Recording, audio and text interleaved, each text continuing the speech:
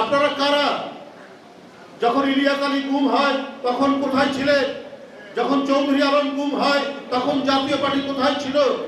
যখন সাইফুল ইসলাম হিরু গুম হয় তখন জাতীয় পার্টি কোথায় ছিল?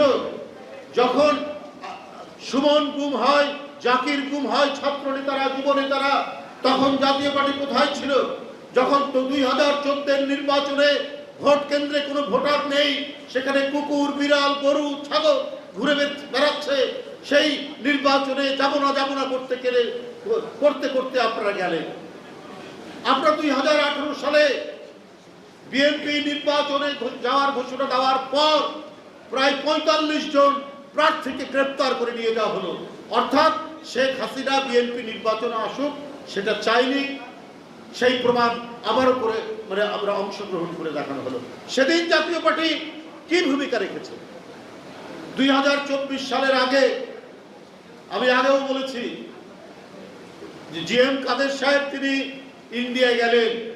এখানে সাংবাদিকরা প্রশ্ন করলো, আপনাকে কি কথা হলো? বলছে না, ওদের সাথে কথা হয়েছে, আমি ওদের পারমিশন ছাড়া কথা বলবো না। এই দল জাতীয় পার্টি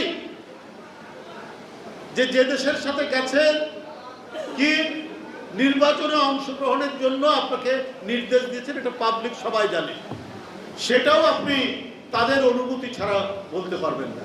তো আপনি কি ভারতের কোন রাজনৈতিক দল না বাংলাদেশের রাজনৈতিক দল? এই আপনাদের মেরুদণ্ড, এই আপনাদের নীতি, এই আপনাদের আদর্শ, এই আপনাদের চরিত্র। আমরা কোনো মব সংস্কৃতিতে বিশ্বাস করি না। কে রাজনীতি করবে না করবে এটা আইনের ব্যাপার, ওটা সরকারের ব্যাপার। বিএনপি কোথাও কোনো মব সংস্কৃতি তৈরিও করেনি, উচ্ছৃঙ্খল জনতাতন্ত্রে বিশ্বাসী দল বিএনপি।